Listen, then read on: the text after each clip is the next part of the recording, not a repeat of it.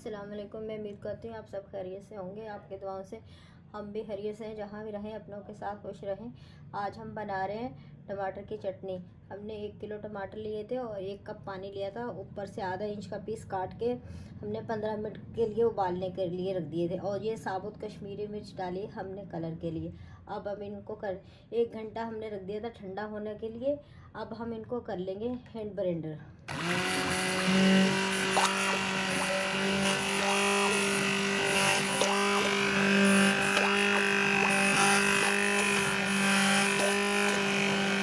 नाज़रीन, ये देखें हमने ग्राइंड कर लिया है। इसका बिल्कुल पेस्ट बन गया है। 2 मिनट के अंदर कितना अच्छा पेस्ट बन गया है।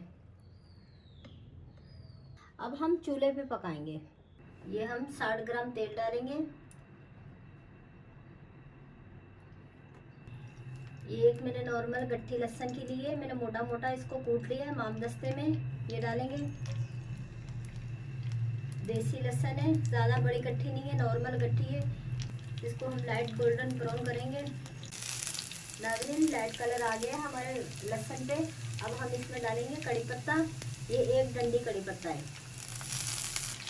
1 चम्मच सफ़ेद जीरा,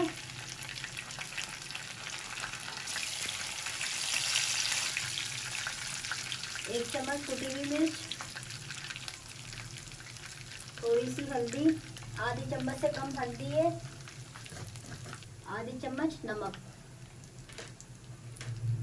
आप अपने टेस्ट के मुताबिक नमक डाल सकते हैं, मिर्ची भी डाल सकते हैं, कम भर्ती आप कर सकते हैं।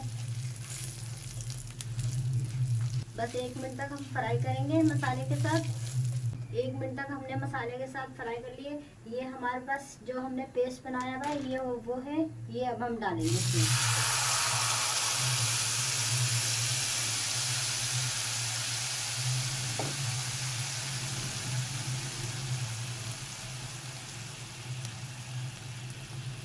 ये देखिए मैंने साबुत कश्मीरी मिर्च डाली थी और माशाल्लाह से कितना प्यारा कलर आया है इसमें। हम जब पाउडर लेते हैं बाज़ार से उसमें कलर मिला होता है, वो ये कलर नहीं आता। आप यही कोशिश करा करें, साबुत मसाले लें, घर में साफ़ सुथरे करके उनको 1 मिनट तक मसालों को भूनें। फिर ठंडा करके आप या मामदस्ते में कूटें या उसमें ग्राइंड कर लें। जो कूटने वाले हैं वो मोटे मोटे मामदस्ते में कूटें और बाकी उनको साबुत रख दें।